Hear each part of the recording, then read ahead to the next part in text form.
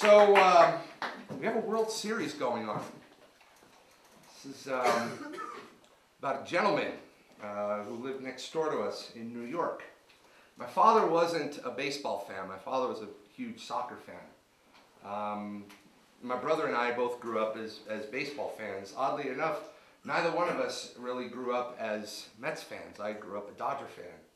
But this one just happens to be about our trips to Shea Stadium. This is called Saturdays with Mr. Alfano. The number 7 train stops at Willets Point, Flushing, New York, Shea Stadium, home of the New York Mets, a plump coliseum of steel and dreams where boys jump into the shoes of their favorite players. Fathers imagine someday watching sons play in the major leagues, and men that could have been relive lost days. Mr. Alfano may have seen the Duke patrol center field at Ebbets or Willie at the Polo Grounds. He may have seen Joltin' Joe's streak end, but he never told us, wanting not to taint our experiences with his stories. Ever take your eye off the ball? Moments later, he was asleep. We would startle him because at his age, we wanted to make sure he was still alive. Mr. Alfano repeated himself. Never take your eye off the ball.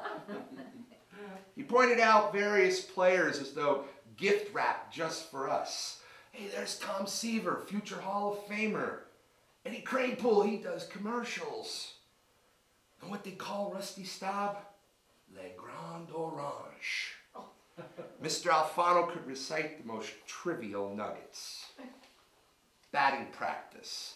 Shots placed with pinpoint accuracy. The crack of the bat, the ball whistling down the third base line, up the middle, into the right field corner, over the center field wall. The pitcher lays down a perfect bunt, roly-poly stop dead in its tracks, the exact place it was meant to stop.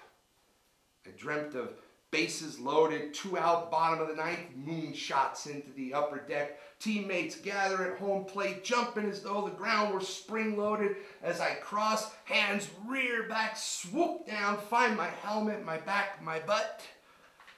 Bliss. Mr. Alfano seemed to read my mind. Practice, and someday it might be you boys. 1 hour before game time, my brother and I made our way to box seats. Autographs. In a player's hand, a pen became precious metal, the ink honey, paper a Kodak moment, impressions like those found in caves, often as difficult to decipher.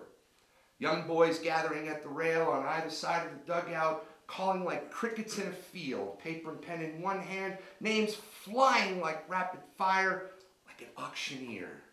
Hey, Stargell, Lazinski, JR, Pete Rose, you're the greatest, man. But they were all the greatest.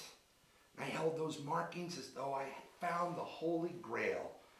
Walking back to my seat, I glowed like coins in a fountain, knowing my wish of the moment had come true. I was eating hot dogs, drinking Coca-Cola, watching the game, clutching those autographs. Everything was just right. Mr. Alfano blasted his transistor radio, carefully placed on his lap, bringing action to life. There's a long fly ball, deep to right field, way back, going. Before the announcer could finish, a roar erupted. We turned to Mr. Alfano. He was asleep. Gone. We never took our eyes off the ball. After all, these were our memories.